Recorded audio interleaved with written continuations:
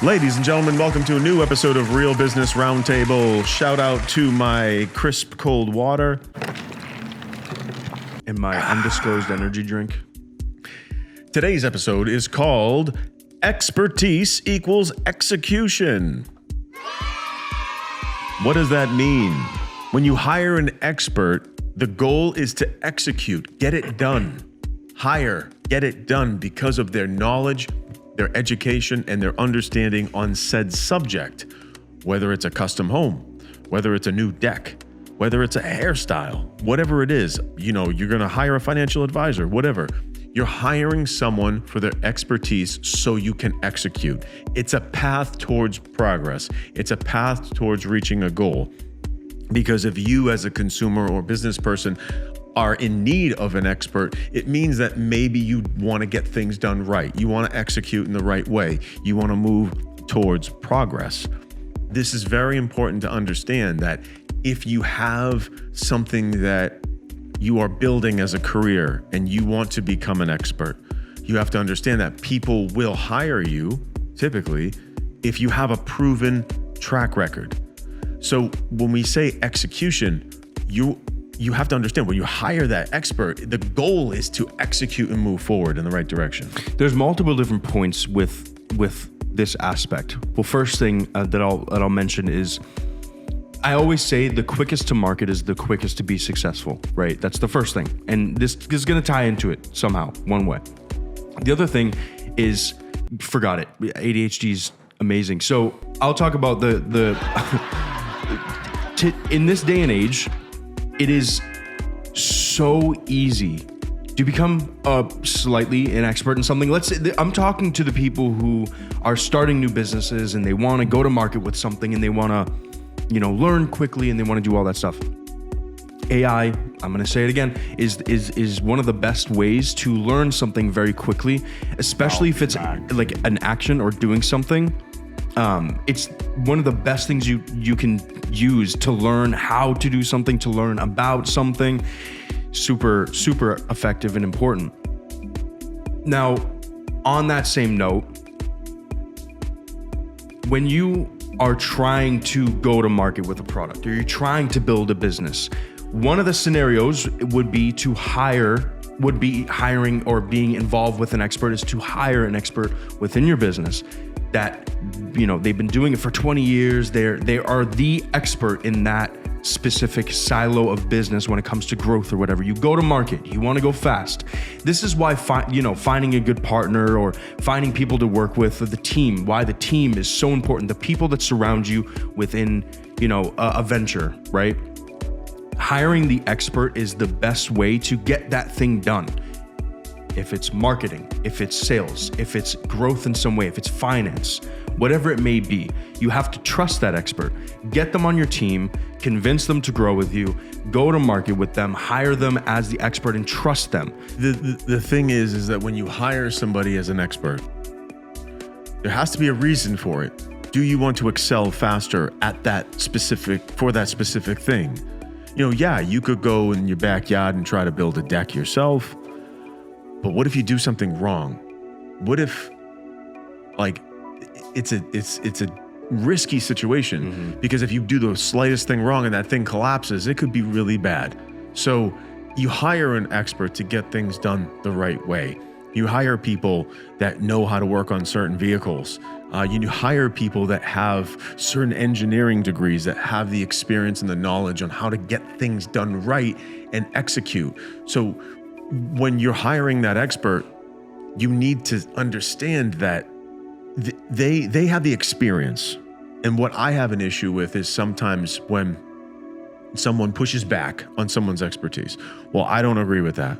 I'll tell you right now, there's different processes. There's different scenarios.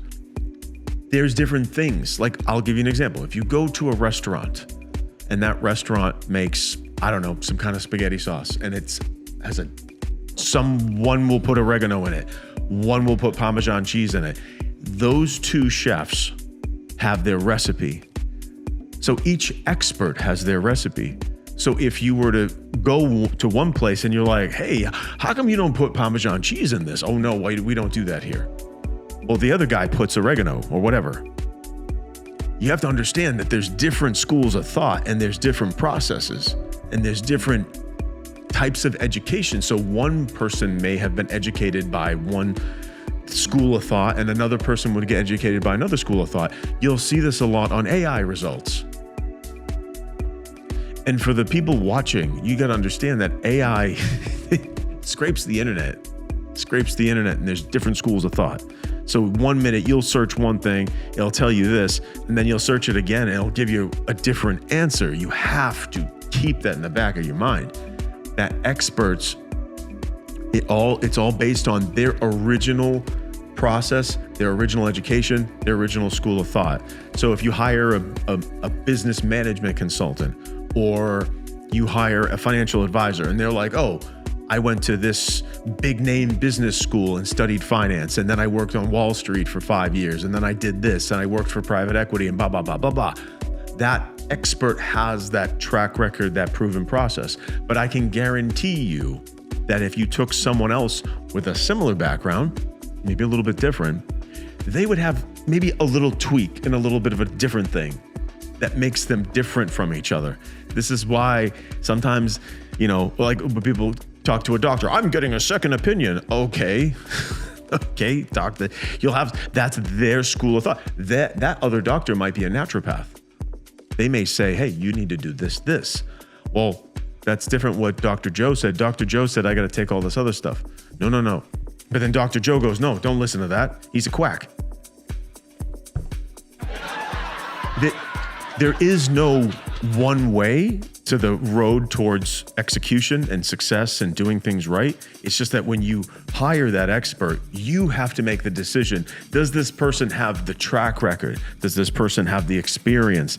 Does this person have the success stories?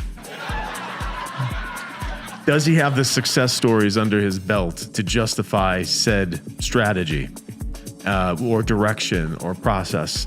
Let's say it's a financial advisor and he helped someone gain 18% interest or 18% growth on their money every year or something like that with an awesome track record. That's attractive, right? But you're purchasing the expertise to deliver that goal. But I've seen things on the flip side when it comes to investing. They say, oh, invest in emerging markets. Don't invest in the US market. Do this, do that. Now, on the other hand, this brings up a lot of business opportunities for the people who are trying to start a business, right? Like I was saying before, if you're trying to go to market, right, you have a product, whatever it is, you gotta partner up or hire or be in bed with the person who's an expert at sales, the person who's an expert at finance, the person who's an expert at this and that and whatever, so that you can go to market quick, right? I'm not gonna dive into that too much, but to become the expert in something, it's the easiest it has ever been. And businesses, especially in the SMB sector, are looking for people to help with certain things. I can tell you right now, the SMB sector spends a ridiculous amount of money on certain consulting from experts, right? This day and age, it's how to adopt AI, right? People are spending tens of thousands of dollars one time on a consultant to help them put in a fucking, answering service that's backed by AI. It's crazy. It's wild. But this brings a lot of business opportunities to the entrepreneurial minds that are watching this. If you can become an expert in a specific thing that creates more convenience, that helps scale, that helps organize within an SMB business, there is a niche market for that. And to become an expert in that, it is the easiest, today and age is the easiest to do that with the things we have with AI and stuff like that. What used to take a team of 10 people takes a team of 1 in half the time. So it's just, what we're talking about brings up a lot of opportunities in today's world. Yeah, what's up? So it's actually a perfect segue for this. My dad would always talk to me whenever I was getting involved with something related to soccer or video games, your school, whatever. He'd always tell me that to become a true expert, given off of the book written by Malcolm Gladwell. It's a book on outliers, which is kind of based around violin and chess.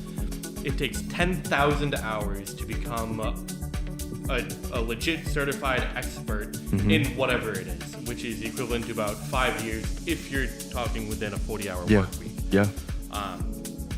So it's interesting, and I think, to Andy's point, kind of what you were saying, it's like, if you don't have the time to put 10,000 hours or 5 years into one thing, but someone else has done that for you, that's the time where you need to trust that person who's put in that time.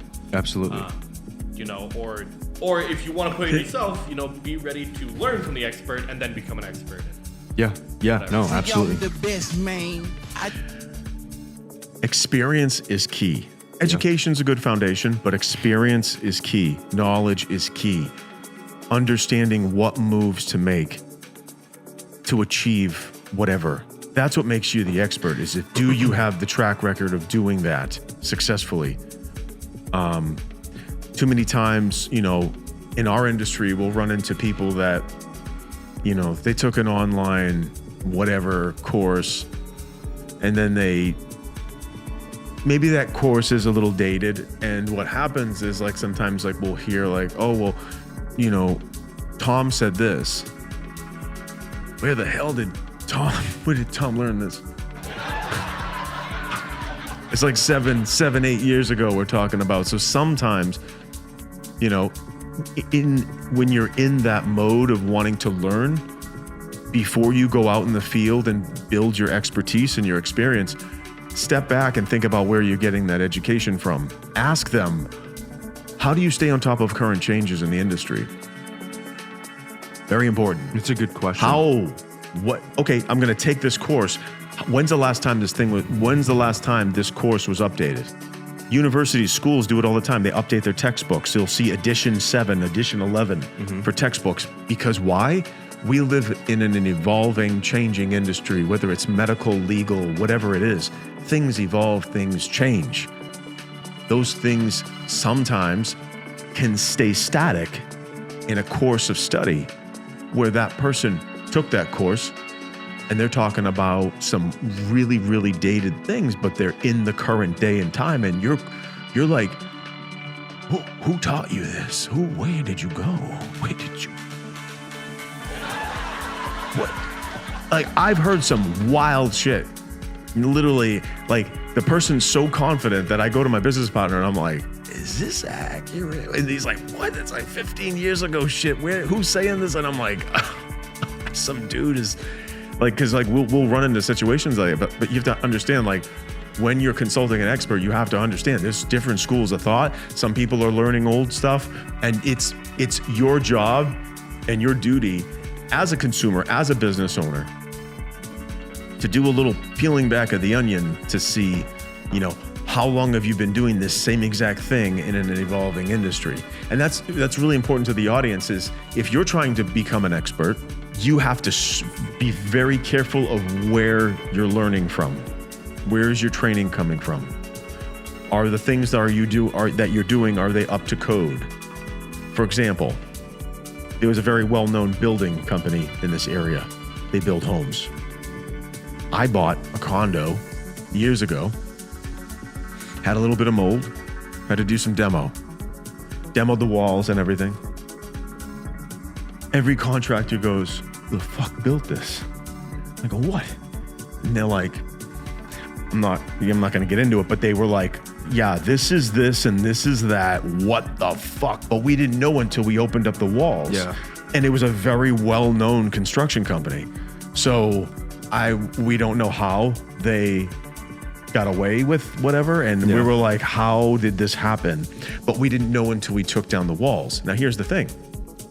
That's a very reputable home builder. But certain things happened that would not fly with anybody in today's day and age when it comes to building code. None. It's wild. So I had to go ahead and fix a bunch of stuff. It was unexpected. Yeah. Rip down the walls to fix some mold, and then we got to fix a bunch of shit. Yeah. But that's the thing. That's an expert. And that he whatever. And you as a consumer or a business owner, when hiring an expert, you have to kind of say, okay, what's your school of thought? What's your process? And then sometimes you may run into a situation where two experts are kind of duking it out. And now you're doing a bunch of fact finding and proving like, hey, well, this is my hypothesis. This is my thing. This is what has worked. What are you talking about? How has this worked for you? Like one time I spoke to a jewelry store, and he had this guy that was helping him with his stuff, and he invited him out, and it was this, I don't want to say a war, but it was like this grueling back and forth. Yeah. I was like, well, this is a very dated tactic. And he's like, well, but this and that, and we're going back and forth. And I'm like, why am I arguing with someone that has a different sauce recipe? Yeah. Everybody has their own thing. Their thing. You can grab any, and literally when my condo had issues, I was dealing with a variety of contractors. Yeah. Every single one would come into my house and go, who the fuck did this? I'm like, what? They're like, this plumbing works shit. I'm like, dude, what are you talking about? But like, realistically, back then they were just probably trying to get your business. But like, yeah. But the plumber that did it, I personally know, and I know he's good. I'm like, what? Why are you saying this? Oh yeah, I'm like, dude, and then, dude, everyone that came in, from plumbers to electricians to carpenters, they didn't put no seal up. Look at this nail. I'm like, dude, just get the job done. I don't got time to critique because you want to start a shit show with other contractors and you want, whatever. It is what it is, and it's done. Just focus on the fucking wood. Yeah. The wood. Yeah. Thank you so much for joining us today on Real Business Roundtable. Would you like to see this episode? Please like, subscribe, turn on post notifications. We'll see you next time. Peace out.